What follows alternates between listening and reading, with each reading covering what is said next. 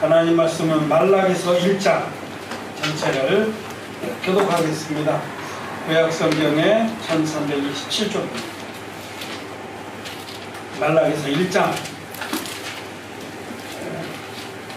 교독해서 읽겠습니다. 말라기서 1장 한 장을 교독하겠습니다. 여호와께서 말라기로 이스라엘에게 말씀하신 경고라. 여호와께서 가라사대 내가 너희를 사랑하노라. 너희를 이루되 주께서 어떻게 그들을 사랑하셨나이까.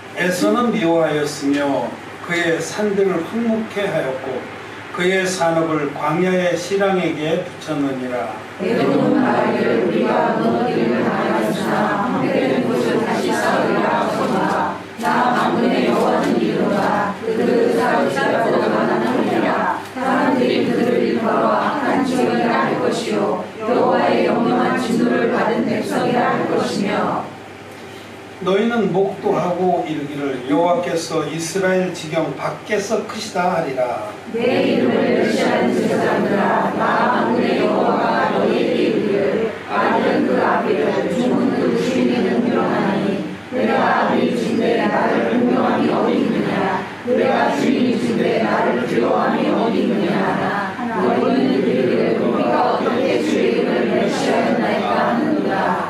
너희가 더러운 떡을 나의 단에 드리고도 말하기를 우리가 어떻게 주를 더럽게 하였나이까 하는도다. 이는 너희가 주의 상은 경멸히 여길 것이라 말함을 인함이니라. 만군의 여호와가 이르노라. 너희가 눈먼 희생으로 드리는 것이 어찌 악하지 아니하며 더는 것 병든 것으로 드리는 것이 어찌 악하지 아니하냐. 이제 그것을 너희 총독에게 드려보라. 그가 너를 기뻐하겠느냐. 너를 단합하겠느냐. 만군의 여호와가 이르노라. 너희는 나 여호와 하나님께 은혜를 구하기를 우리를 긍휼히 여기소서 하여 보라. 너희가 이같이 행하였으니 내가 너희 중에 하나인들 받겠느냐. 만군의 여호와가 이르노라. 너희가 내 단 위에 헛되이 불사를 주문하게 하기 위하여 너희 중에 성전물을 다룰 자가 있었으면 좋겠도다. 내가 너희를 기뻐하지 아니하며 너희 손으로 드리는 것을 받지 아니하리라. 만군의 여호와가 이르노라. 해 뜨는 곳에서부터 해가 지는 곳까지의 이방 민족 중에서 내 이름이 크게 될 것이라. 각처에서 내 이름을 위하여 분향하며 깨끗한 제물을 드리리니 이는 내 이름이 이방 민족 중에서 크게 될 것임이니라. 그러나 너희는 말하기를 여호와의 상은 더러웠고 그 위에 있는 것과 그 식물은 경멸히 여길 것이라 하여 내 이름을 거르리로다. 만군의 여호와가 이르노라. 너희가 또 말하기를 이 일이 얼마나 범패스러운가 하며 고웃음하고 토색한 물건과 저는 것 병든 것을 가져왔느니라. 너희가 이같이 헌물을 가져오니 내가 그것을 너희 손에서 받겠느냐. 여호와의 말이니라. 제 가운데 수컷이 이거를 그 서원하는데 그 믿는 것으로 사게 하여 내게 되는 자는 저주를 받으리니 나는 큰 임금이요 내 이름은 여러분 중에서 두려워하는 것이 되리라. 만군의 여호와의 말이니라. 아멘. 여러분 안녕하셨습니까? 안녕하십니까. 어디 이렇게 소리가 좀 나는 것 같은데 껐다가 이따 하실 때 지금 시작했습니다. 네. 우리 이제 사경회 때는 PPT를 만들어서 여러분이 이해하기 좋게 이렇게 보면서 할 수 있도록 껐어. 이제 금방 켜지. 켜있는 걸 껐네. 예, 켜지면은 이제 PPT 올리겠습니다. 그래서 보시면서 설명을 좀 하시면 좋겠다고 싶습니다.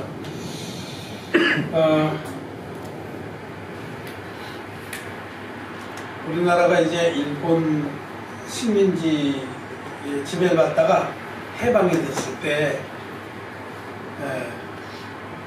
일본인들이 이제 행정적인 걸 다 맡아서 하다 갑자기 패전해서 올라가니까 우리나라 뭐 행정이나 뭐 치안이나 공백 상태가 왔었습니다. 여기 1945년 8.15 해방구에. 그래서 그때 미군이 이제 우리나라를 다스렸죠. 그 시기를 1945년 8월 15일부터 3년 동안을 미군정 시대라고 합니다. 그래서 실제로 우리나라가 이제 독립국가로 되기는 1948년 8월 15일에 됐죠. 그래서 꼭 만 3년 동안 미군이 우리나라를 다스렸어요. 근데 미군이 다스리면서 뭐 자기들이 우리 민족을 어떻게 할 수가 없으니까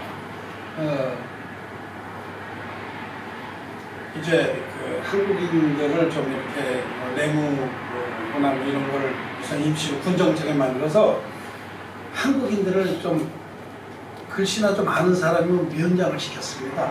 그때 나온 말이 뭐냐면 알아야 면장을 하지. 이게 그때 나온 거예요. 그 당시만 해도 한자를 가지고 다 호적을 썼거든요. 우리 어렸을 때 그때 컴퓨터 없었어요. 전부 손글씨로 펜으로 썼어요. 잉크 찍어가지고. 그래서 이제 일본 시대 때에 공부 좀 한 분들이 하여튼 한자만 좀 안다면 최소한 면장을 했습니다. 면장 받고 하고. 그래서 면장을 시켜준다고 해도 뭘 알아야 하지 않겠어요? 한자를 좀 알아야. 왜냐하면 전부 한자로 돼 있으니까 알아야 면장을 하지. 그런 말이 있었는데, 여러분 우리가 이 복음도 전하고 또 하나님을 또 바르게 믿으려면 알아야 됩니다. 알아야 됩니다. 무엇을 알아야 되냐면 진리를 알아야 됩니다. 제가 좋아하는 성경 구절 중에 하나가 요한복음 8장에 진리를 알지니 진리가 너희를 자유케 하리라, 그 말씀. 제가 대학 다닐 때 그 백양로변에 돌비에 새겨져 있어요. 돌비, 그 기독교 학교에서. 요한복음 8장 32절인가 해서 한글로 쓰여있고 영문으로 쓰여있고. 올라다니면서 다 보고 참 좋은 말씀이다. 진리가 너희를 자유케 하리라. 근데 그때 당시엔 진리가 뭔지 몰랐습니다. 그래서 막 질문하고 그래도 시원한 답을 못 얻었는데, 여러분 이번에 성경을 통해서 진리가 무엇인지, 진리를 알아야 해방됐을 땐 알아야 면장을 했지만 진리를 알아야 우리 자신도 거듭날 수 있고 또 다른 이들도 거듭나도록 인도할 수가 있습니다. 진리로 말미암아 믿음으로 거듭나는 거기 때문에. 그래서 이번 사경에 우리 모두가 다 같이 은혜를 나누기를 바랍니다. 말라기서 강의 1장을 시작하겠습니다. 이번에 말라기서 전체를 다 할 겁니다. 전부 4장인데 하루 남지 않냐 걱정하지 마십시오. 이제 1장으로 하고 2장이나 3장 가서 이제 한번 나눠야 돼. 내용이 너무 많아서. 그러면 딱 맞습니다. 그래서 월화수목금 하면은 말라기서를 다 할 수가 있습니다.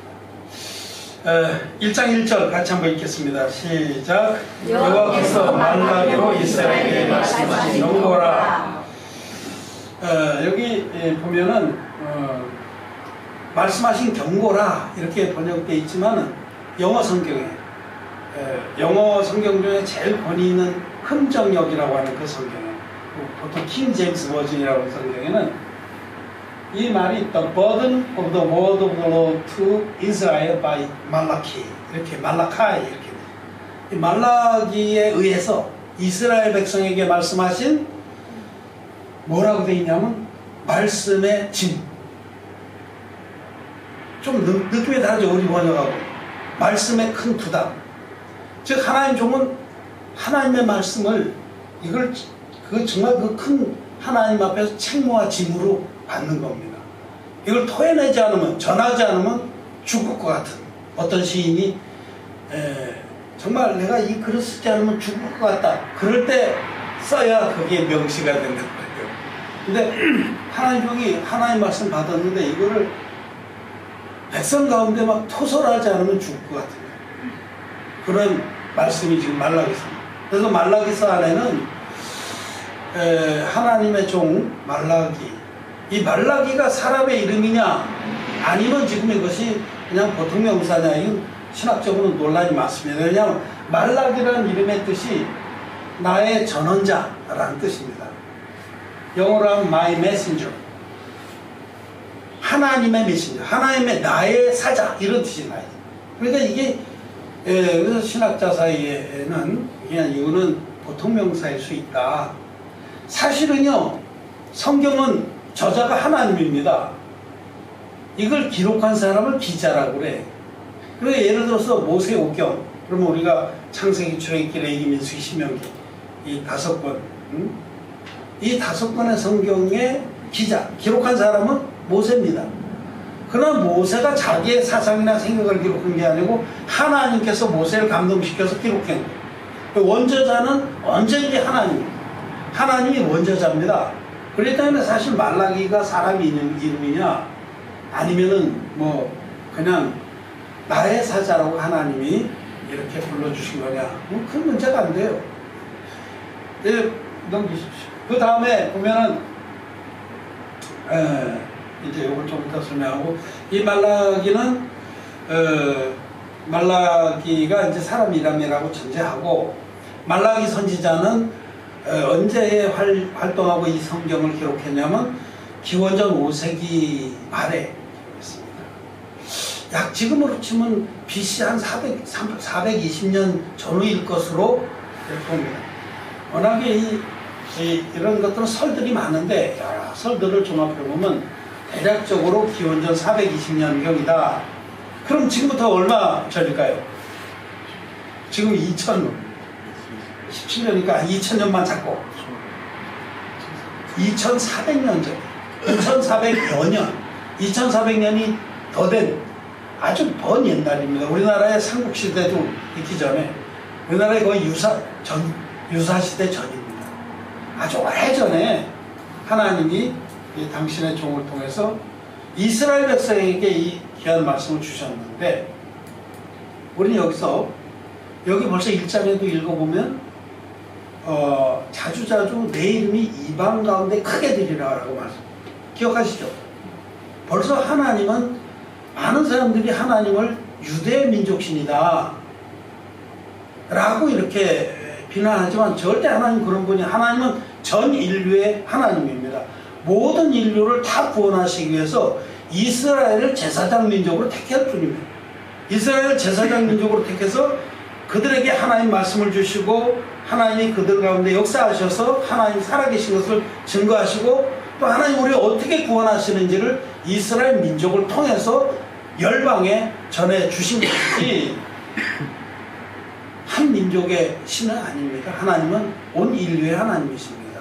첫째로 우리는 그것을 볼 수 있고, 둘째로는 하나님은 어째나 우리냐 동일하십니다. 그렇죠? 하나님이 영원부터 영원까지 동일하십니다. 우리 인간은 막 변화무쌍해요.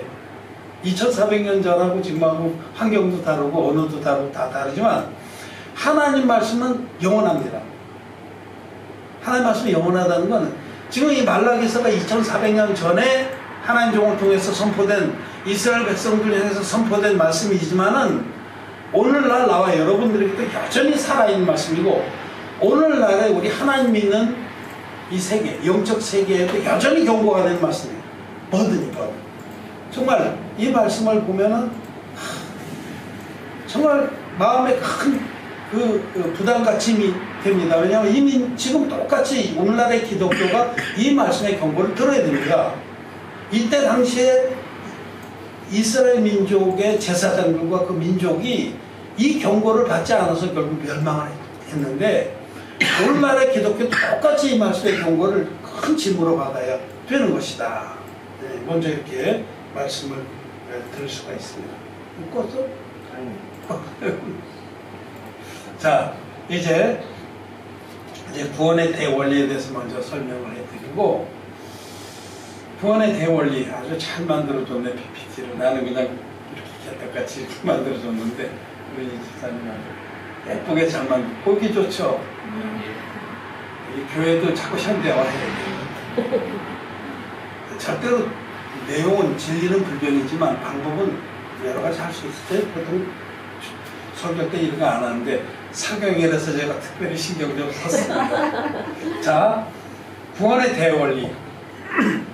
이거는 성경에서 아주 중요한 어떤 그 부분을 말씀을 드리고자 합니다. 이게 뭐냐면 야곱과 에서를 성경은 아주 자주 말씀을 하세요. 야곱과 에서. 자, 이 부분에 한번 먼저 찾아보겠습니다. 로마서 9장. 사도행전 로마서 9장입니다. 신약성경 251쪽 그 부분에 제 성경 그렇습니다. 9장, 로마서 9장 10절부터 16절까지 말씀을 10절에서 16절 여기 이제 두 절만 우선 뽑아놨는데 우선 로마서 9장 10절에서 16절 말씀 교독하겠습니다. 10절부터 16절입니다. 이뿐 아니라 또한 리브가가 우리 조상 이삭 한 사람으로 말미암아 잉태하였는데 그 자식들이 아직 나지도 아니하고 무슨 선이나 악을 행하지 아니하되 하나님을 따라드는 하나님의 뜻이 인내로 말미암지 않고 오직 부르시는 이에게로 말미암아 선하여 하사 리브가에게 이르시되 큰 자가 어린 자를 섬기리라 하셨나니 기록된 바 내가 야곱을 사랑하고 에서를 미워하였다 하시와 같으니라. 그런즉 우리가 무슨 말하리요 하나님께 불의가 있느냐 그럴 수 없느니라. 모세에게 이르시되 내가 긍휼히 여길 자를 긍휼히 여기고 불쌍히 여길 자를 불쌍히 여기리라 하셨으니 다같이 그런즉 원하는 자로 말미암도 아니요 다른 박전하는 자로 말미암도 아니요 오직 긍휼히 여기시는 하나님으로 말미암느니라. 아멘. 자, 이 부분입니다. 로마서가 참 분명한 복음의 진리를 얘기하는데 보통 많은 설교자들이나 성도들이 로마서 어렵게 생각해요. 왜냐하면 영적인 원리를 모르기 때문에 그런 겁니다. 여기 말씀하신 중에 먼저 한 기절을 딱 보면은 11절 말미에 여기 아니고 12절 같이 한번 읽겠습니다. 시작. 리브가에게 이르시되 큰 자가 어린 자를 섬기리라 하셨나니 요겁니다. 큰 자가 어린 자를 섬기리라. 이 성경에 나와 있는 비밀입니다. 아주 자주 말씀하시죠. 큰 자가 어린 자를 영적인 세계에 있어서는 큰 자가 어린 자를 섬깁니다. 먼저 된 자가 나중되고 나중된 자가 먼저 되리라 그런 말씀을 하시는데 뭐냐면 이 큰 자라는 것은 자기의의 큰 자, 자기의가 많은 자, 인간으로서 자기의 의를 많이 쌓고 그것을 자랑하는 자는 하나님 나라에서는 가장 적다 이렇게 하는 거예요. 정말 자기는 나는 부족합니다. 나는 의로운 것이 하나도 없습니다. 하나님 나는 지옥가에 마땅한 자입니다. 나를 불쌍히 여겨 주십시오 하는 그런 적은 자, 어린 자, 이런 자는 주님의 말씀으로 말미암아 하나님 앞에 높임을 받고 구원을 받습니다. 구원을 누가 받냐면 소자가 받는 겁니다. 소자. 성경의 이 소자의 원리, 주님 앞에 나와 있는 부족한 자들, 문둥병자, 소경, 절름발이, 또 무슨 불치병자들, 이렇게 가난한 자들, 자기의 부족과 연약과 구제불능의 상태인 것을 인정하는 그런 사람들이 주님 앞에 나와서 주님이 소자야, 네 죄사함을 받았느니라 이 말씀을 듣습니다. 이 소자, 이게 소자 그럴 때 소자가 이 어릴 소자, 적은 자를 말합니다. 자, 야곱가에서는 쌍둥이입니다. 쌍둥이인데 리브가가 이삭으로 말미암아 잉태했어요. 쌍둥이를 뵀는데 약속의 그 말씀대로 쌍둥이를 가졌는데 이 둘이 뱃속에서 막 싸웠어요.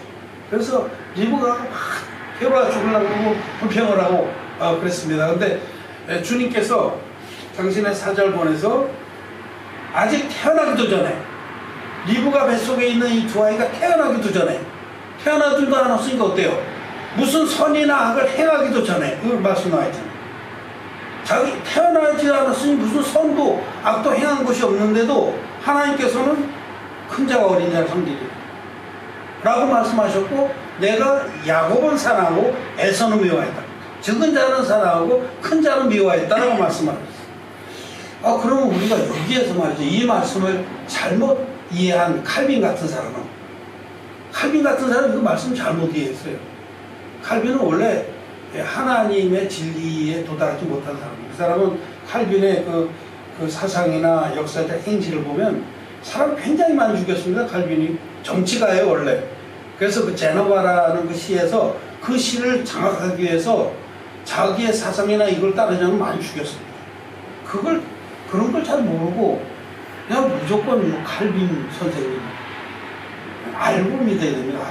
그래서 이제 어쨌든지 칼빈이 예정설을 여기 때문에 이것 때문에 잘못 이해해서 예정설이 나온 겁니다. 예정설이라는 게 뭐냐면 여러분 많이 들어봤죠? 예정설 많이 들어봤죠? 일방적. 하나님은 일방적으로 어떤 사람은 구원하기로 정하고 어떤 사람은 저주하기로 정했다라는 겁니다. 왜 그렇게 해석하냐면 에서나 야곱이 아직 뱃속에 있을 때 아직 태어나기도 전에 하나님이 이렇게 말씀하셨다는 거예요. 그렇게 생각할 수 있죠. 이거 뭐 태어나기도 전에 내가 에서는 미워하고 야곱은 사랑했다. 세상에 그렇게 편복된 하나님이 있습니까? 그렇다면 여러분 하나님은 불의한 분입니다. 그렇지 않아요? 왜냐하면 아직 태어나기 전에 하나님 다 정해놨으니 얼마나 억울해요. 우리가 사람이라도 아내가 쌍둥이 가졌는데 남편이 이놈 새끼들 태어나기만 해봐. 내가 큰 놈은 미워하고 작은 놈은 사랑할 거야. 그렇다면 여러분 그 남편이 불의한 분이죠. 편벽된 분이에요. 편벽. 그러니까 편애하는 그 불의한 겁니다. 공평하지 않은 거고. 하물며 하나님이 그러시겠어요? 그 말도 안 해도 되는 소리지. 그러니까 그거는 진리를 모르기 때문에 그렇게 엉뚱한 얘기를 하고 또 그걸 다 믿고 따라가요. 대선배라고. 칼빈주의 오대교가 얼마나 거짓말 주성인지 압니까? 나중에 기회가 있으면 제가 그런 걸 자세히 말씀드리겠지만은 이 말씀을 이걸 영적인 걸 이해를 못해서 그래요. 자, 여기 중요한 건 뭐냐면 행위로 말미암지 않고 이 말이고, 하나님의 구원은 행위로 말미암은 것이 아닙니다. 하나님 우리가 선한 행위를 하거나 악한 행위를 하거나 우리가 충성하고 헌금을 많이 드리거나 희생봉사를 많이 하거나 우리 쪽에 어떤 행위 때문에 우리를 구원하시는 건 절대 아닙니다. 우리 인간이 어떤 행위를 하든 그것으로는 도저히 자기 구원을 이룰 수가 없다, 이런 뜻입니다. 행위로 말미암지 않는다. 행위로 말미암지 않고 오직 부르시는 이로 말미암아 서게 하려 하사. 요 말씀이 키포인트입니다. 여기 즉 하나님 앞에서 자기 행위로는 구원 얻을 자가 아무도 없다. 인간의 행위로는 지옥의 심판을 피할 길이 아무도 없다. 여러분, 사람이 아무리 자기를 희생하고 선행을 하고 죄를 안 지려고 발버둥을 쳐도 그것으로는 하나님의 나라에 들어갈 자가 아무도 없습니다. 왜? 근본 죄덩어리입니다. 근본. 그래서 사람이 자기 꼬라지를 너무 모르기 때문에 하나님 율법을 주신 거예요. 율법. 자기 꼬라지를 알라고. 율법을 주신 목적은 네 꼬라지를 알라, 이겁니다. 거울을 우리가 들여다보잖아요. 거울을 왜 들여다봐요? 내 꼬라지를 알려고 들여다봐요. 그와 같이 율법은 우리 영의 거울입니다. 율법을 들여다보면서 내가 정말 죄덩어리구나 라는 걸 깨달으라고 율법을 주신 겁니다. 그 율법 앞에서 여러분, 율법은 죄를 깨달으라고 주신 겁니다. 여러분 그렇게 믿습니까?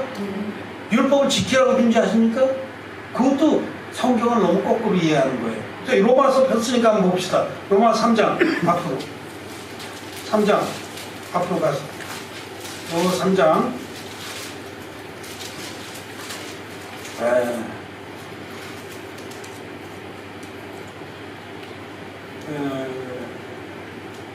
20 율법으로는 죄를 깨달으며 20절 20절 같이 한번 읽겠습니다. 시작. 그러므로 율법의 행위로 그의 앞에 의롭다 하심을 얻을 육체가 없나니 율법으로는 죄를 깨달으니. 아주 주옥같은 말씀이죠. 사람들이 율법도 거꾸로 이해를 해요. 율법을 지키라고 준지 알아. 물론 율법은 거룩하고 선하고 의로운 겁니다. 그렇기 때문에 율법을 지키고자 하는 건 바릅니다. 그런데 문제는 우리가 과연 율법을 지킬 수 있느냐라는 겁니다. 율법을 지킬 수 있느냐. 여러분 율법을 지킬 수 있습니까? 지키는 것이 바릅니다. 그게 잘못됐다는 거 아니에요. 그래서 로마서 7장에 이러보건대 율법도 선하고 거룩하며 어렵더라. 율법은 거룩하고 선하고 어려운 거기 때문에 지키려고 하는 마음 자세나 그런 가상하고 좋은 건데 문제는 지킬 수가 있느냐는 겁니다. 율법을.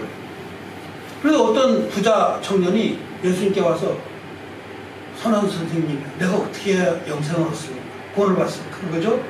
예수님께서 이 사람이 너무너무 자기의 의에 가득 차서 있는 걸 아시기 때문에 율법에 무엇이라고 써있냐 이렇게 그래서 뭐 쭉 율법을 말씀하시고 이것들을 행하라 말씀하셨는데 그러자 이 청년이 뭐라 그러냐면 내가 어려서부터 이 율법을 다 지켰나요? 거짓말입니까? 참말입니까? 거짓말. 새빨간 거짓말입니다. 여러분 우리는 율법을 지킬 수 없는 자들입니다. 율법을 지키는 게 옳지만 지킬 수가 없습니다. 예를 들어서 여러분 탐내지 말라 했는데 여러분 탐 안 내고 삽니까? 못하잖아요.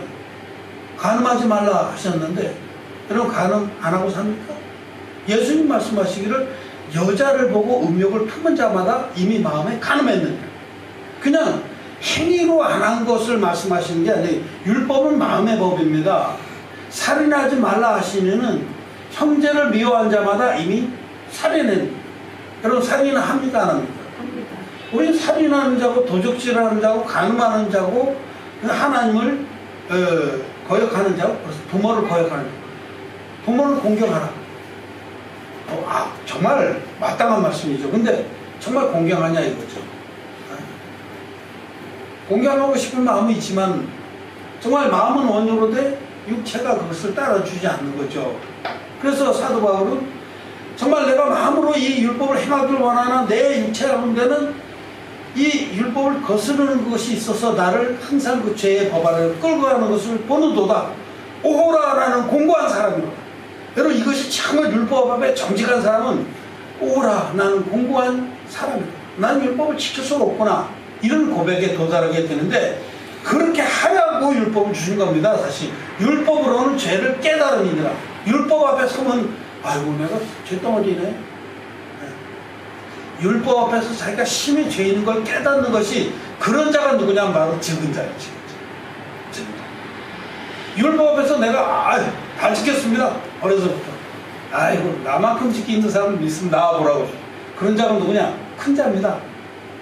큰 자는 구원을 못 받습니다. 여러분 적은 자라야 구원을 받습니다. 하나님의 율법 앞에서 머리를 조아리고 주여 나를 불쌍히 여겨주십시오. 나는 죄인으로소이다.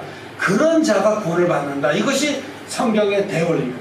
이게 지금 로마서 안에 있는 구원의 대원리고 성경의 대원리입니다. 그래서 여기 11절에 보면 그 자식들이 아직 나지도 아니하고 무슨 선이나 악을 행하지 아니할 때 택하심을 따라된 하나님의 뜻이 행위로 말미암지 않고 인간의 행위 내가 선행을 하고 뭐 자선하고 간을 띠주고 뭐 이거하고 관계없이 우리의 구원은 오직 부르시는 이로 말미암아 된 거다. 하나님으로 말미암아 구원이 되는 거지 우리 인간의 의라든지 선이라든지 정성이라든지 충성이 이거하고는 아무 상관이 없다. 여기 택하심이라고 하는데 미스줄을 쳤는데 여러분 택하심은 그렇게 무슨 일방적으로 하나님의 애서는 버리고 야곱은 택했다 그런 뜻이 아니라 하나님은 모든 인류를 예수 그리스도 안에서 다 택해놨습니다. 하나님의 택하심은 광대합니다. 예수 그리스도 안에서 모든 인류가 다 구원받도록 하나님 완전한 구원을 베풀어 놓고 부르시는 거예요. 다 부릅니다. 누구 하나도 부르심에서 빠진 자가 없어요. 그래서 어느 임금님이 아들의 혼인잔치를 위해서 잔치를 예배하고 부르시잖아요. 근데 뭐 차등에서 보니까 자리가 차지하니까 그 하이웨이 고가도 십자로 길이라고 성경에 뭐 그렇게 사거리 길이라고 하는데 여러분 그거는 원래는 하이웨이라는 거 하이웨이 대로에 사람 많잖아요. 그 대로에 나가서 닥치는 대로 다 불러오라고 그러죠. 그 뜻은 뭐냐면 모든 민족을 다 부르라는 겁니다. 예수 그리스도 안에서 구원받지 못한 자가 없고 택하심을 잊지 못한 자가 없어요. 이 택하심은 전 인류를 예수 그리스도 안에서 택해 놓으시고 부르시는 겁니다. 목마른 자들아 다 내게로 오라. 목마른 자들아 다 내게로 오라. 다. 누구 하나 빠짐없이 다 와서 마음껏 값없이 돈 없이 값없이 마시라. 하나님의 구원은 광대합니다. 하나님은 예수 그리스도 안에서 모든 인류를 완벽하게 구원해 놓으시고 우리 인간의 행위를 내세우는 자들이 아니라 나는 하나님 앞에 내세울 것이 없습니다. 나는 지옥과에 마땅한 자입니다. 하나님의 율법 앞에 서보니까 내가 율법 613개 조항 중에 안 깨뜨린 게 없습니다. 나는 지옥과에 마땅한 죄덩어리입니다 라고 고백하는 그런 자가 누구라고요? 적은 자가 하나님 앞에서는 죄사함받고 하나님 나라의 의인이 되고 귀한 하나님의 백성과 종이 되는 거고, 큰 자들은 죄송하지만 미안하지만 나는 한참 있다 와라. 네 꼬라지를 다 깨닫고 나는 지옥가에 마땅한 자입니다 하고 그렇게 자기 가슴을 치면서 오거라. 예수님 앞에 여러분 두 부류의 사람들이 늘 나타났어요. 하나는 누구냐? 바리새인들. 또 하나는 누구냐? 병자, 귀신 들린 자, 문득병자, 세리와 청년. 딱 나누지. 바리새인들은 의가 충만해서 자기 하나님이여 나를 저 세리와 같지 않게 하시고 창녀와 같지 않게 하셔서 감사합니다. 사람들 보는데 손 딱 벌리고 단단하게 하나님 제가 일주일에 2번씩이나 금식하고 11절 한 번도 떼어먹은 적이 없어요. 자기 의를 막 자랑하죠. 그런 자 구원 받습니다? 못 받습니다? 못 받습니다. 큰 자들, 자기 의의 큰 자들, 의의 부자들은 구원을 받지 못합니다. 그래서 예수님이 나는 의인을 부르러 온 것이 아니라 죄인을 부르러 회개시키라. 자기가 스스로 의롭다고 생각하는 자들은 예수님 구원을 베풀래도 베풀 수가 없는 겁니다. 짜장면을 10그릇 먹은 사람한테 짬뽕 맛있으니까 한 그릇 더 먹어봐. 그럼 먹겠습니까? 못 먹습니다. 자기 의가 충만한 사람은 하나님이 우리에게 거저주시는 하나님의 의를 받아들일 자리가 없어요. 자기 의가 충만한 사람은 구원을 못 받습니다. 자기의 부족을 알고 자기 연약을 하는 적은 자들이 구원을 받는 것이다. 지금 이제 그 말씀을 하신 게 바로 구원의 대원입니다. 성경은 바로 이렇게 처음부터 시작합니다. 여러분, 창세기에 보면 이제 3장에 그 아담과 하와가 범죄한 게 나고 4장에 가서 가인과 아벨이 등장합니다. 가인과 아벨. 그거 참 보고 나는 청년 때 성경을 읽으면서 아니 가인하고 아벨하고 무슨 밑도 끝도 없이 왜 똑같이 제사를 드렸는데 하나님이 아벨은 받아주시고 아벨과 그 제물은 받아주시고 가인은 받아주지 않았어요. 그래서 참 궁금했습니다. 그런데 나중에 이제 진리를 깨닫고 나서 보니까 그렇구나. 그렇구나. 여러분, 가인과 아벨 똑같은 맛이에요. 가인은 힘이 세고 될 사람이었어요. 가인만 힘이 넘쳤어요. 근데 아벨은 그 자체가 이름 자체가 숨, 허무 이런 뜻이에요. 꺼져가는 거예요. 그냥 육신적으로 못된 게 영적으로 자기가 얼마나 부족한지 연약한지를 아는 자가 아벨이었습니다.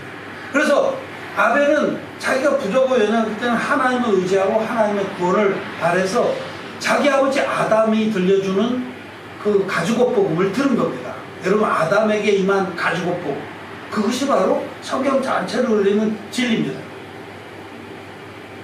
아담이 범죄한 다음에 제일 먼저 한 일이 뭐냐면 무화과나무로 치마를 해서 입었다. 무화과나무로 치마를 해서 입는 것은 인간의 의를 말해요. 자기가 만들어 입어야 되잖아요. 자기의 수치, 죄를 가리기 위해서 열심히 노력해서 가리는 것. 그게 종교입니다. 종교는 인간이 노력해서 자기의 의로 자기의 수치를 가리려고 하는 모든 행위를 종교라고 해요. 불교든 기독교든 다 종교로서는 똑같아요. 그래서 열심히 새벽 기도도 하고 열심히 헌금도 하고 열심히 희생 봉사도 해서 자기가 받은 무화과나무 이파리의 옷을 가지고 자기를 가려보고 어떻게 하든지 행세를 해보려고 하는 게 종교입니다. 근데 하나님은 그것으로는 도저히 구원을 받을 수 없기 때문에 그걸 확 뺏겨버리시고 뭘 입혀줍니까? 가죽옷을 입혀주셨죠. 가죽옷.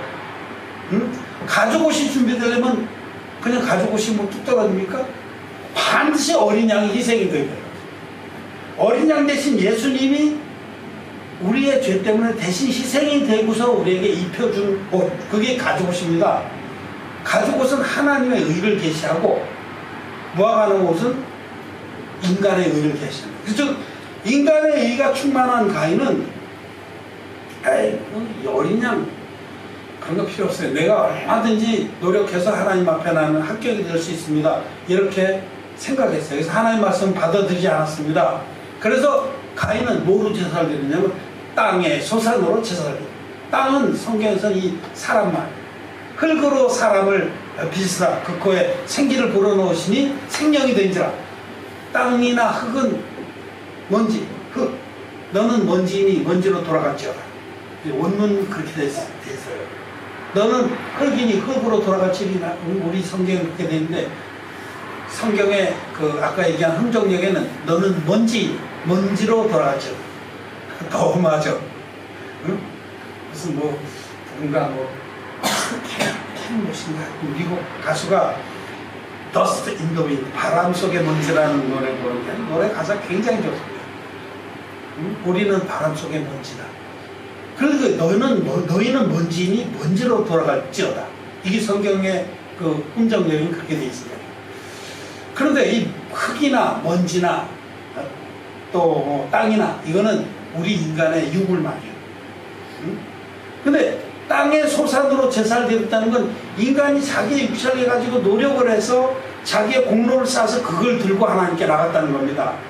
하나님 내가 이만큼 잘 살았습니다. 아까 바리새인들하고 똑같죠. 하나님 제가 일주일에 2번씩 금식하고 11조 한 푼도 안 떼먹고 나는 저 청년과 세리하고 다릅니다. 난 저것들을 이렇게 도포 자르고 가리고 다닙니다. 저도 젊었을 때 그랬어요. 저도 젊었을 때 뭐 극장 앞에 이상한 그림이 있어요. 가리고 바리새인이었습니다. 바리새인이었고 참 거룩하게 살라고 노력을 많이 했는데 마음엔 조가 있었어요. 왜? 내 의는 많았지만 하나님의 의가 들어올 자리가 없을 때. 그래서 이 무화과나무 옷으로 치마를 해 입듯이 가인은 자기의 공로를 땅의 소산을 들고 나가.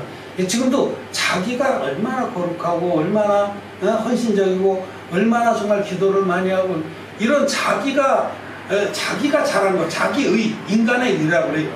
이 로마서 읽어보면 하나님의 의를 알지 못하고 자기의 의를 내세우고 애써서 힘써서 하나님의 의를 거부한다고 이렇게 말씀하는데 이 두 가지를 잘 알아야 됩니다. 하나님 앞에 신앙생활하면서 내 의를 들고 나가느냐 아니면은 아벨처럼 가인은 자기 의를 들고 나갔어요. 내 하나님이 빨간불 들었어. 안 돼. 네 의를 절대로 번을 못 받아. 안 받아주시고 아벨은 아버지로부터 말씀을 듣고 그대로 믿었어요. 우리는 자기 의로는 도저히 하나님께 연합이 될 수 없다. 구원받을 수 없다. 그런즉 어린 양과 그 기름을 들고 나가. 어린 양이 누굽니까? 예수 그리스도. 예수 그리스도. 예수님 어린 양의 첫 새끼와 그 기름으로. 양의 첫 새끼 그 기름은 성령을 계시하죠. 어린 양이 성령으로 말미암아 있다 육신을 입고 오셔서 그 어린 양이 우리의 죄를 어떻게 없애주셨는지를 믿음으로 들고 나가는 거예요. 아벨은 그렇게 구원을 받았습니다. 아벨과 가인도 마찬가지예요. 형이 가인이고 아벨이 동생인데 어린 자가 큰 자가 어린 자를 섬기게 되는 거죠. 이게 대원리였습니다. 16절에 그런즉 원하는 자로 말미암도 아니요 다른 박질하는 자로 말미암도 아니요 오직 궁의를 여기시는 하나님으로 말미암. 그런즉 한 다음에 거기 구원은 요게 들어가야 돼요. 구원 이게 나한테 있어요. 이게 어디로 갔지? 여기 조금만 이런 게 있어요. 여기에 그런즉 여기 사이에 구원 여러분 구원 죄 사함으로 말미암는 구원. 여러분 구원하고 죄 사함 똑같은 겁니다. 우리 마음에 죄가 있으면 절대 천국 못 갑니다. 죄의 삭스 사망입니다. 그래서 죄가 있다 그러면 말씀을 잘 듣고 하나님이 어떻게 우리 죄를 없애주셨는지 알고 믿어야 됩니다. 이번 성경의 그게 테마입니다. 구원은 원하는 자로 말미암다. 구원은 내가 구원받기 원합니다. 구원을 100% 주옵소서 하고 원한다고 되는 것도 아니요. 둘째로 다른 박제하는 자로 하는 자로만 다른 박제하고 목표를 향해서 정말 집중해서 달려가는 자 아니에요? 정말 나는 구원을 이루기로 합니다. 구원을 목표로 놓고만 일생을 그것을 위해서 노력한다고 해서 되는 것도 아니요. 오직 공의를 여기신 하나님으로 오직 구원은 하나님이 주신 선물이다. 전적으로 우리하고는 관계가 없어요. 우리의 뭐 선행이나 열심이나 헌신이나 기도나 희생이나 이런 거하고 상관없이 전적으로 하나님 주신 선물이다 라는 것인데, 그 선물은 누가 받냐? 자기의 부족을 아는 자, 자기가 죄덩어리인 줄 아는 자, 자기 하나님 앞에 정말 만물에 찍기만도 못하다라고 고백하는 그런 자, 하나님 앞에 정말 의에 가난되기, 의에 적은 자, 인간의 의가 전혀 없는 자가 구원을 받는다. 큰 자가 어린 자를 섬기기, 의에 적은 자가 하나님 앞에 구원을 받고 축복을 받는다는 겁니다.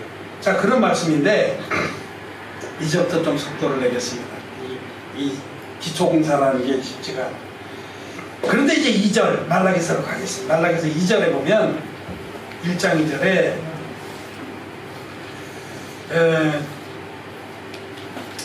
여기 이스라엘이, 자, 에서의 노선과 지금 야곱의 노선 두 가지가 있는데, 에서를 따라가야 됩니까? 야곱을 따라가야 됩니까? 야곱을 따라가야 됩니다. 야곱에게 복 주신 하나님을 바라보면서 야곱의 믿음을 취해야 됩니다. 여러분, 야곱은 우리가 창세기에 쭉 보면은 야곱은 아주 간교한 자입니다. 인간의 눈으로 보면. 그렇죠? 그런데 하나님의 눈으로 보면은 참 지혜로운 자입니다. 야곱은 첫째로 영적인 것을 사모했어요. 그렇죠? 여러분, 팥죽 한 그릇에 장자권을 샀잖아요. 야곱에서 아주 대조적으로 나오는데, 그거는 우리 앞에 하나님이 어떻게 해야 은혜를 입고 어떻게 하면 저주를 받는가를 보여주시는 거예요. 그래서 야곱은 그 팥죽 한 그릇 자기가 먹고 싶죠. 야곱도. 근데 그거 육신적인 것을 가지고 영적인 것을 바꾼 겁니다. 육신적인 것에 마음을 다 뺏기는 자가 아니라, 비록 장자권을 지금 당장 자기한테 효력을 바라는 건 아니잖아요. 아버지가 돌아가셔야만 앞으로 장자 먼 훗날에 자기에게 큰 유익이 되는 건데, 먼 훗날에 큰 유익이 될 그것을 위해서 현재의 육신적인 것을 포기할 수 있는, 그게 영적인 거예요. 야곱은 영적인 자였어요. 그리고 야곱은 정말 그 믿음으로 그 하나님을 바라고 그랬어요. 맨 처음에는 보면 창세기를 보면 야곱이 처음에는 아직 믿음이 거시기해서 하나님 앞에 좀 이렇게 거시기한 게 많았습니다. 베델에서도 그렇고. 그런데 나중에는 점점 갈수록 믿음의 사람이 돼서 맨 나중에 애굽에서 죽을 때 정말 신령한 그 믿음의 어른이 되죠. 볼 수 있는데, 그 야곱은 하나님 앞에 자기가 얼마나 약하고 부족한지를 잘 아는, 자기가 얼마나 약하고 부족하고 죄덩어리인 줄 아는 자가 하나님 앞에 구원을 받습니다. 그리고 하나님의 축복을 다 받습니다. 그런데 에서는 털 사람이라, 에돔이라고 되어 있는데 에서의 별명이에요. 이거 북다라는 북다.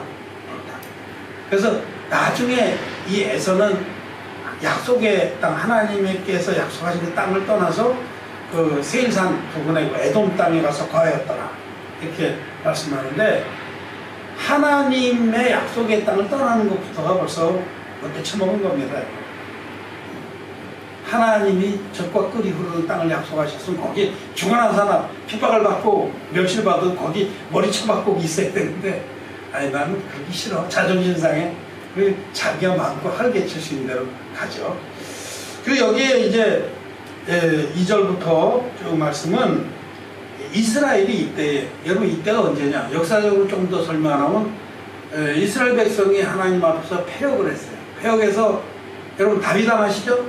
네? 다윗왕은 기원전 1000년 그때 사람입니다. 다윗이 왕이 되고 나서 40년 통치했는데, 그 다음에 누가 왕이 됐어요? 아들 솔로몬이 됐어요. 그도 40년 통치했어요. 그 앞에 사울왕이 40년 통치했어요. 이때는 뭐 보통 40년이 기본. 근데 솔로몬 그놈 시키라고 욕해도 돼요. 왜? 하나님 앞에 잘못했어요. 그 나라의 번영과 이것을 가지고 이걸 유지하려고 이방 공주들하고 막 정략 결혼을 막 수없이 했어요. 수없이 해서 그 이방 공주들이 다 우상을 끌고 들어왔는데 그걸 다 방치해서 이스라엘 나라가 여기서 망가진 겁니다. 솔로몬 때문에 망가졌어요. 그래서 그런 말만 하나님이 이스라엘 백성에게 그 심판과 저주를 내리는데, 솔로몬 왕 다음에 왕이 누구냐면 르호보암입니다. 솔로몬의 아들. 르호보암이 왕이 있을 때, 그때에 이 르호보암이 또 폐역질해서 막 자기 3대 왕의 그 충신들을 막 다 잡아 죽이고 이랬어요. 응? 내 아버지의 새끼손가락이 허리가 내 새끼손가락보다 못하다, 이런 소리라고 그렇게 폐역질했어요. 그러자 여로보암이라고 하는 장군이, 솔로몬 왕 때 장군했던 그가 왕한테 충원을 하다가 이제 찍혔어요. 밑보인 거죠. 그래가지고 그렇게 되면 다 살궁리를 차지해요. 그래서 일어나라, 우리가 이런 놈은 도저히 왕으로 섬길 수 없다. 그래서 그때 나라가 둘로 쪼개집니다. 르호보암 시대에 쪼개져서 여로보암은 10부족 10지파를 끌고 북쪽으로 가서 사마리아에 이스라엘 왕국을 건설하고, 이 남쪽에는 르호보암 왕이 이제 다 분열을 해서 다 갔어요. 12지파 중에 10지파가 하고 딱 2지파, 유다 지파하고 베냐민 지파가 남아요. 그 2지파도 10지파도 나는 거예요. 요게 바로 유다 왕국과 이스라엘 왕국의 분열입니다. 요 분열 사건이 있어요. 그런 사건이 있은 다음에 이 두 나라가 계속 싸워요. 자기 동족끼리 싸워. 동족끼리 싸우다 어떤 왕이, 유다에서 그래도 비교적 몇몇 왕들은 하나님을 경외하고 그런 왕들이 일어나서 영적으로 부흥하기도 하는데 또 망가지기도 하고. 근데 북왕조는 일찌감치 망가졌어요. 일찌감치 벌써 하나님 불법을 다 어기고 그래서 망가져서 북왕조는 먼저 멸망을 합니다. 기원전 한 6세기경에 먼저 멸망을 해요. 아수르 제국이 쳐들어와서 완전히 초토화됩니다. 그러고 나서 이제 남왕조나 혼자 유다 나라는 남아있다가 또 한 100년쯤 못 돼서 멸망을 하고, 이스라엘 백성이 다 끌려갑니다. 자, 이스라엘 백성이 다 끌려가서 그 바벨론 왕국에서 종살이를 합니다. 그렇게 있을 때 하나님이 바벨론 나라의 그 왕들의 마음을 움직여요. 고레스 왕이라든지 아닥사스다 왕인가 뭐 하여튼 왕들의 마음을 움직여서, 그때 바벨론 나라의 그 거대한 제국에 그 왕을 섬기는 지위에 있는 유대인들이 있었는데 그들을 종으로 삼아서 이스라엘로 귀환하는 역사가 있습니다. 그게 바로 에스라를 통한 에스라 선지자 알죠? 에스라 선지자를 세워서 또 귀환해서 성전을 재건하고 이스라엘 신앙을 새롭게 하고, 결정적으로 느헤미야 선지자를 세워서 그 왕의 술 맡은 관원장이었는데, 술 맡은 술을 받들어 드리는, 그런데 왕에게 충성되고 이렇게 했는데 하나님이 그 마음을 움직여서 돌아오게 합니다. 이때가 바로 이 시대예요. 느헤미야가 돌아와서 이스라엘 성벽을 다 재건하고 성전을 재건합니다. 그래서 이스라엘 백성들이 막 신앙이 확 회복이 되는 그런 시기가 있었을 때에 이때입니다. 그런데 이때에 그들의 이스라엘 사람들의 마음 중심에 하나님 앞에서 자기들이 얼마든지 자기 힘으로 할 수 있다. 할 수 있다. 여러분, 할 수 있다.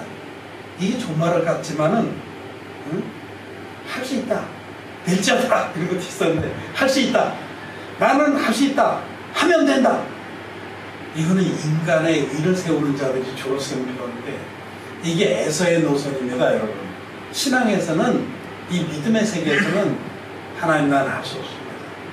하나님이 도와주시면 할 수 있지만, 하나님 나는 아무것도 할 수 없는 자입니다. 이런 것이 바른 겁니다. 이게 하나님 앞에 자기의 부족과 연약을 알고 늘 무릎을 꿇고 도움을 구하고 하나님의 도우심을 입어서 일을 하고, 그래서 무엇이 되어지면 주님께 영광을 돌리고, 사도 바울이 로마서에서 이는 만물이 주로 말미암고 주에게서 나오고 주께로 돌아갑니다. 이게 바로 바른 신앙입니다. 그런데 할 수 있다. 이거는 가인 족속이고 에서 족속입니다. 할 수 있다. 자기 힘이 넘쳐서 내 힘으로 얼마든지 할 수 있다. 하나님이 무너뜨십니까? 우리는 다시 세울 겁니다. 그때 이스라엘이 다 무너졌었거든요. 성벽도 무너지고 근데 그 무너진 걸 보고 에스라나 느헤미야는 정말 가슴이 무너져서 울고 불면서 기도하고 하나님 백성을 이렇게 버려둘 겁니다. 기도해서 하나님이 마음을 움직여서 그를 세워서 재건하셨는데 하나님이 하신 겁니다. 하나님이.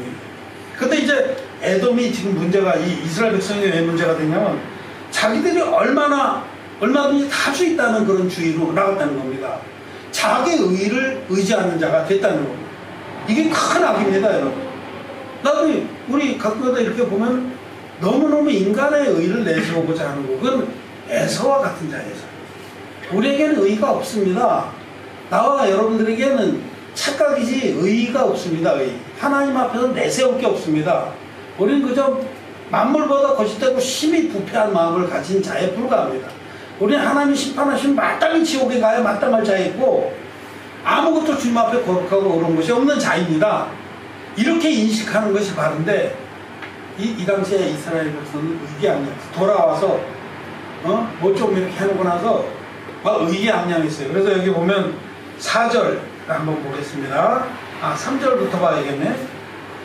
아니야, 2절부터 4절까지 한번 읽겠습니다. 시작. 여호와께서 가라사대 내가 너희를 사랑하였노라 하나 너희는 이르기를 주께서 어떻게 우리를 사랑하셨나이까 하는도다. 나 여호와가 말하노라 에서는 야곱의 형이 아니냐. 그러나 내가 야곱은 사랑하였고 에서는 미워하였으며 그의 산들을 황폐 하였고 그의 산업을 광야의 신앙에 붙였느니라. 에돔은 말하기를 우리가 무너뜨림을 당했으나 황폐한 곳을 다시 쌓으리라 하거니와 나 만군의 여호와는 이르노라. 그들은 쌓을지라도 나는 벌리라. 사람들이 그들이 걸어 악한 지경에 갈 것이며 여호와의 영영한 진노를 받은 백성이야 할 것이며.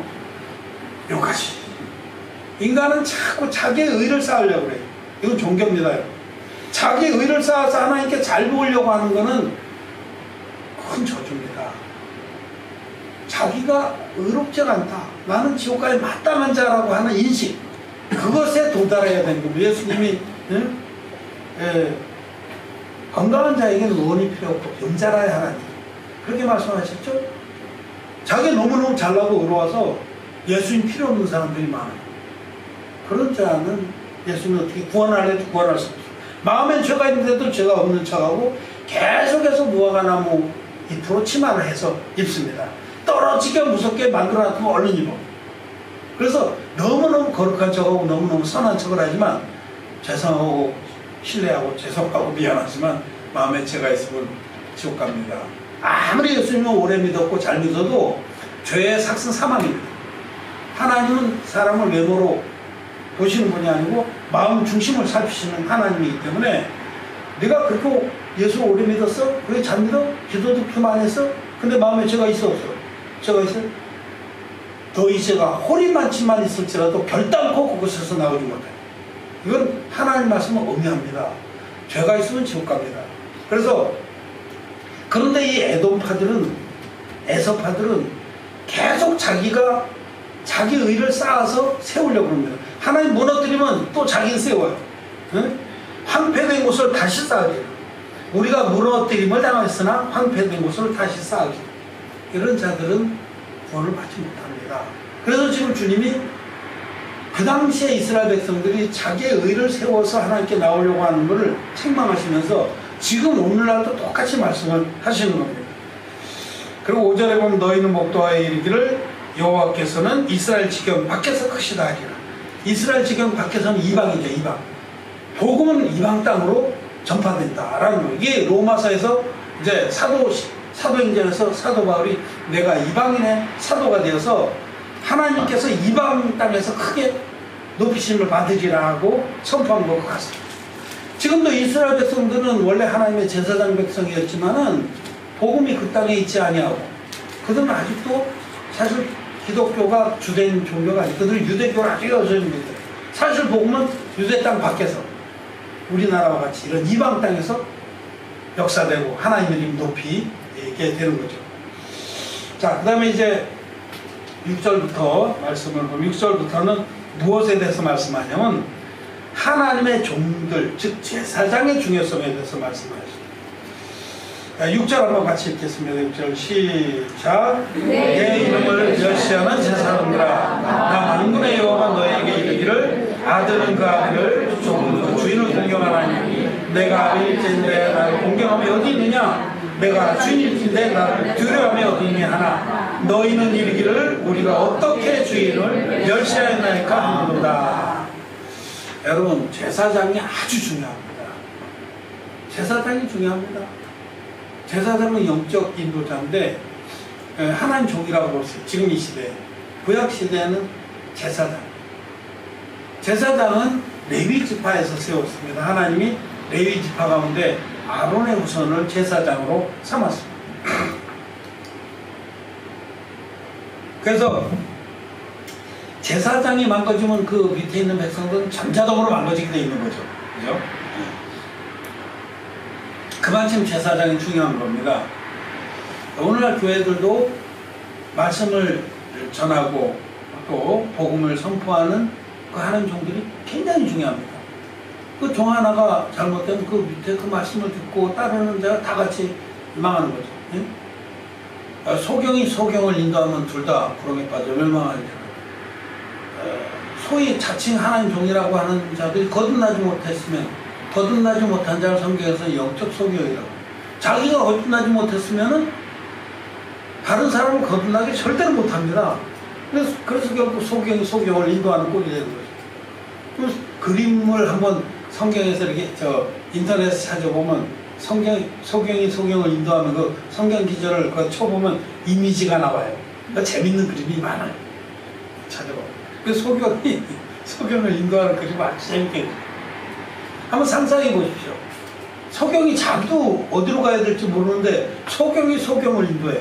자기도 거듭나지 못해서 마음에 죄가 있으면서 다른 죄인들을 인도해서 천국에 끌고 가야 된대. 그게 되겠어요? 당장 여기 앞에 나가다 차에 치여 죽습니다. 이 레위 족속으로 제사장을 삼았는데 레위 족속 제사장들의 중요한 책무가 세 가지가 있습니다. 레위 족속 제사장 세 가지. 제일 먼저는 레위 족속 제사장들은 예배를 인도하는 자입니다. 예배를. 그래서 구약 시대에도 성막이나 성전에서 레위 족속 제사장들이 늘 제일 매일매일 하는 중요한 책무 중에 하나가 상번제를 드려요. 상번제. 여러분 상번제라고 들어보셨죠? 그 상자가 일상상자예요.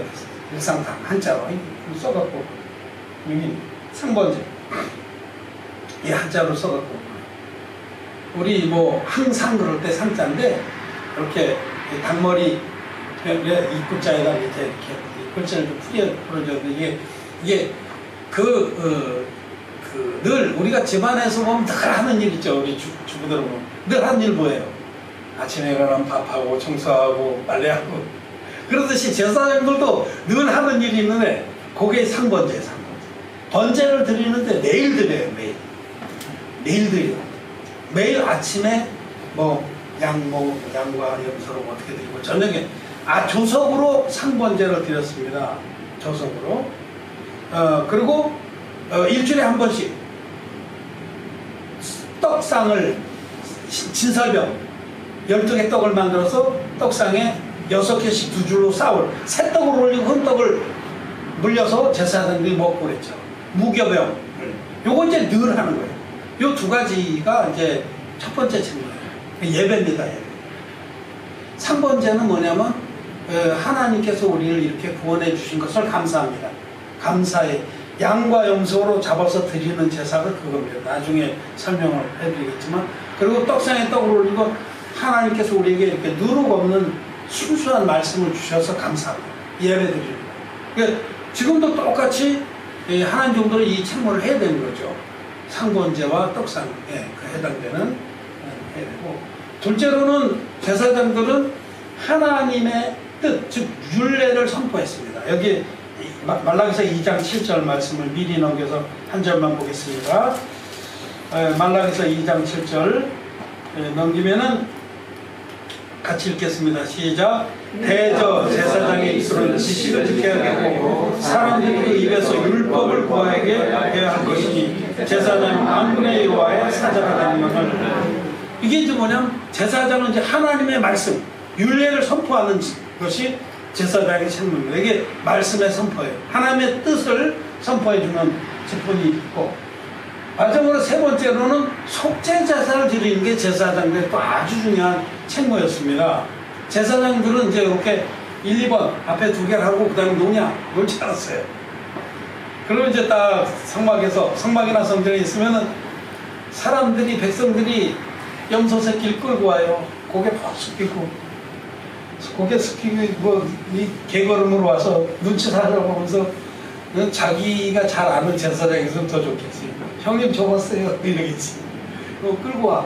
자, 요 제사, 요게 속죄 제사인데 이거를 제사장들이 막 단번으로 돌아가면서 정말 성막이나 성전에서는 짐승의 피가 계속 흘러나갔습니다.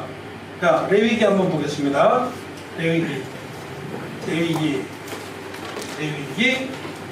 4장. 레위기 4장 27절부터 31절까지 27절부터 31절 레위기 4장 구약성경 150페이지입니다. 레위기 4장. 자, 교독하겠습니다. 4장 27절부터 만일 평민의 하나가 여호와의 금령 중 하나로도 부지 중에 범하여 허물이 있었다가 그 범한 죄의 깨우침을 받거든 그는 흠없는 암염소를 끌고 와서 그 범한 죄를 인하여 그것을 예물로 삼아 그 속죄제 희생의 머리에 안수하고 그 희생을 번제소에서 잡을 것이요. 제사장은 손가락으로 꿀을 쳐 번제단 꿀에 바르고 그 피 전부를 하나님께 쏟고 다 같이 그 모든 기름을 화목제 희생의 기름을 주신 것 같이 단위의 불사나 여호와께 행복게 할지니 제사장이 그를 위하여 속죄한즉 그가 사함을 얻으리라. 그가 사함을 얻으리라. 이게 죄사함 받는 비밀이 이 제사법에 나와 있습니다. 이 속죄 제사는 구약시대 성막에서 드렸던 속죄 제사는 세 가지 요건이 반드시 충족돼야 되는데, 자 여기 보면 첫째로 어떤 사람이 하나의 율법 중에 하나를 어겨서 죄를 졌는데 자기가 깨닫지도 못해. 맨 처음에는 여러분 죄를 질 때는 잘 깨닫지 못해. 눈이 뒤집혀서 죄를 져요. 예를 들어서 음란한 죄, 어떤 성적인 죄를 질 때 보면 눈이 확 뒤집히면 뭐 그때는 물불을 가리지 않고 죄를 집니다. 그러고 나서도 너무 기분 좋아. 아이고 참 잘했다. 그런데 잘하긴 뭘 잘해. 그러고 나서 가만히 돌아와서 집에서 이제 씩씩거리고 이제 뭐 그러고선 보니까 자기가 간음을 한 거예요. 죄를 깨달아. 아이고 내가 그때는 눈이 뒤집혔지. 뭐 자기 눈을 지워. 그래도 소용없습니다. 이미 지금 엎질러진 물이요. 죄를 깨닫고 나면 마음에 죄가 너무 무겁고 괴로우니까 이 말씀대로 합니다. 어떻게 하느냐? 죄를 깨달으면은 첫째로 28절에 그 범한 죄에 깨우침을 받거든 그는 흠 없는 암염소를 끌고 와. 첫째로 흠 없는 재물이 있어야 돼. 흠 없는 깨끗한 재물. 뭐 다 조사해봐. 어디 흔대라도 하나 있으면 불합격입니다. 깨끗한 재물, 흠이 없는 재물. 발굽서부터 이빨부터 귀 속부터 염증이 있나 없나, 털이 빠졌나, 기생충을 먹었나. 기생충이라 뭐라 그래, 기계충. 우리 옛날에 어렸을 땐 기계충이라는 머리 부스럼이 많았어. 그래서 뭐 학교 다니도 이렇게 뗀통이 많아. 가끔 이렇게 코미디에도 나오는데 한 대 구멍 나고 이런 것도 다 흠이 있는 거죠. 그러니까 깨끗한 흠 없는 암염소를 끌고 와서 희생제물은 첫째 흠이 없어야 된다. 첫째 조건이. 둘째로는 그 범한 죄를 위하여 그것을 예물로 삼아 그 속죄제 희생의 머리에 안수하고, 둘째는 안수래요. 자, 요게 흠 없는 암염소. 그럼 죄가 간음죄를 지은 그 사람이 이 머리에 안수래요. 그리고 자기 죄를 고백합니다. 하나님 참 거시기하고 거시기했습니다. 그럼 요 안수라는 건 무슨 뜻이냐면 죄가 넘어간다. 그렇지. 요 마음에 기록된 간음의 죄가 안수를 통해서 이 재물에게 탁 넘어갔어요. 그럼 죄가 이제는 내 마음에 기록됐던 게 어디가 있어요? 염소한테가 있죠? 그럼 염소를 잡아 이제. 칼을, 제사장이 이 사람한테 칼을 줘요. 받아! 딱 잡고. 이 사람이 죄를 넘긴, 안수를 해서 죄를 넘긴 사람이 죽이는 거예요. 응? 제사장이 칼을 주면, 그리고 제사장이 같이 잡아줘야 돼요. 왜냐면 이 지랄 발광 떨지 않겠어요? 기대기 잡고, 넌 기대기 잡아. 제사장 짓더라고. 그럼 딱 끼고서. 여러분, 이 목을 딸 때 얼마나 마음이 거시기하겠어요. 내가 죽어야 되는데 네가 대신 죽는 거야. 미안하고 죄송하다. 딱 하고 뭐 피가 확 쏟아져 나오면 그 피를 받아요. 받아서 이거를 손에 담궈가지고 번제단 뿔에 박아요. 번제단 뿔. 번제단 뿔은 하나님의 심판을, 하나님 심판에서 우리의 그 죄를 지우는 거예요. 그리고 이 나머지 나무 피는 제단 밑, 번제단 밑에 확 뿌려버려요. 땅에. 죄는 두 군데 기록됩니다.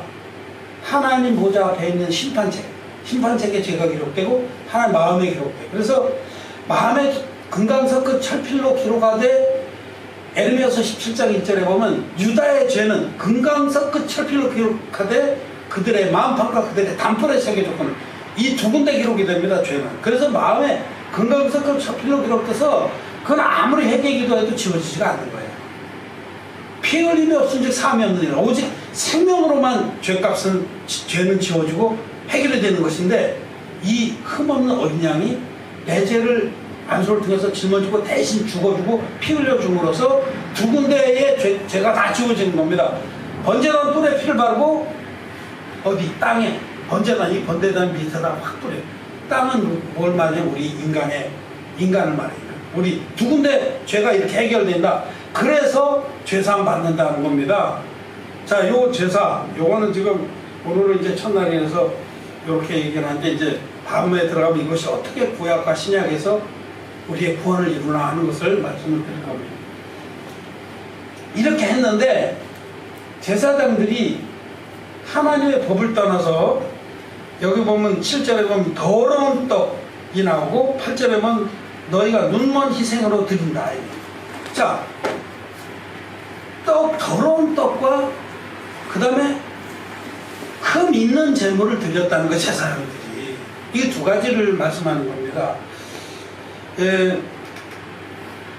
말하자면은, 그 다음으로 넘겨보세요. 여기 있구나. 욕망의 교훈과 다른 복음을 전파하는 종들이 되었다. 여러분, 왜 흠 있는 재물을 드리겠어요? 좋은 거는 빼돌렸다는 얘기예요.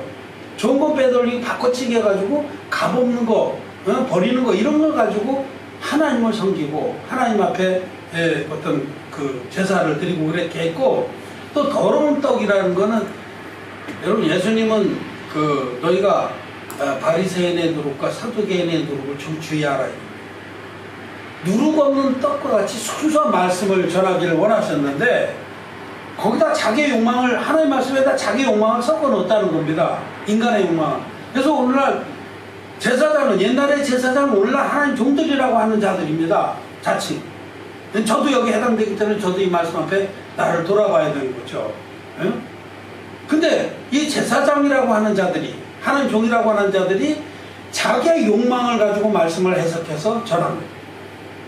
여러분, 무슨 삼중복음, 오박자 축복론, 그런 비슷한 말들 들어보셨죠? 사실은 그런 교훈의 제일 동기가 뭐냐면 돈입니다. 하나님이 너희를 이렇게 축복할 거니 헌금 많이 내라는 거예요. 여기 이제 뒤에 간 말라기서에서도 11조 얘기가 나오는데, 목사님들이 말라기서를 설교하면 반드시 그 부분만 빼서 설교를 합니다. 그거는 크게 그렇게 중요한 부분이야. 다 중요하지만 진짜 중요한 건 이런 부분인데, 너희가 11조를 드려봐라. 내가 하늘에 창을 열고 너희가 감당할 수 없을 만큼 부어주나 부어주지 않나 봐. 요 이제 부분이 나오거든요. 이 말씀은 그런 뜻이 아닙니다, 사실은. 근데 이 말씀을 인용해서 11조를 드려라. 어떤 사람이 빚을 내서 11조를 드렸는데 하나님이 10에 100조를 갚아주셨습니다. 여러분 믿습니까? 이건 다 자기 욕망의 설교입니다. 더러운 떡입니다, 여러분. 순수하고 누룩 없는 떡을 전해줘야 되는데 자기 욕망의 그 더러운 것들을 집어넣어서 전한다는 거죠. 이게 오늘날 제사장들이 하는 일과 똑같습니다. 그래서 이스라엘 백성이 그때에 말라기 시대에도 이렇게 패역한 짓을 해서 결국 하나님이 그 민족에게서 당신의 그 말씀의 촛대를 옮기시고 그 민족을 확 멸망을 시켜. 여러분, 말라기를 끝으로 구약 성경은 끝이 납니다.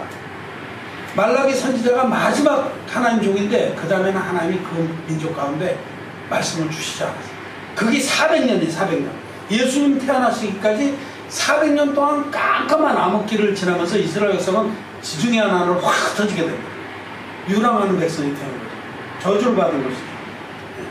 그래서 오늘 이제 이렇게 보고 한 가지만 더 하고 마치겠습니다.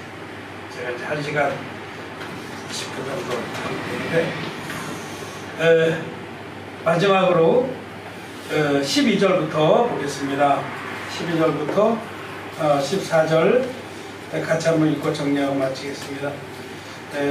말라기서 1장 12절 시작. 그러나 너희는 말하기를 여호와의 산은 더럽고 그에 있는 시드와 꽃 식물은 경멸이 될 것이라 하여 내 이름을 더럽히는도다. 만군의 여호와가 이르노라. 너희가 말하기를 이 일이 얼마나 본패스러운가 하며 호승하노. 토색한 물건과 저는 것 본드 것을 가져왔느니라. 너희가 이같이 헌물을 가져오니 내가 그것을 너희 손에서 받겠느냐. 여호와의 말이니라. 때 가운데 숙한 식권을 그 소하는 일에 흠 있는 것으로 사기하여 내게 드린 자는 저주를 받으리니 나는 큰 임금이여 내 이름은 열방 중에서 드려야 것이 이름이니라. 여호와의 말이니라. 아멘. 우리 하나님은 우리가 하나님 앞에서 은혜를 입고 축복을 받기를 원하십니다. 근데 그것은 뭐 우리가 무엇을 드리냐, 진짜 뭐 그러면 흠 있는 짐승이 아니라 그냥 깨끗한 짐승만 무조건 물질적으로 갖다 드리면 되냐, 그것이 아니라 영적으로 우리 하나님은 흠 없는 재물과 깨끗한 떡을 드리길 원합니다. 이 말씀은 온전한 복음, 여러분 흠 없는 재물이라는 건 온전한 복음을 말합니다. 우리의 죄를 깨끗이 없애주신 온전한 복음을 섬기길 원하고, 또 인간의 육신의 욕망을 가미하지 않은 순수한 하나님 말씀을 전하길 원합니다.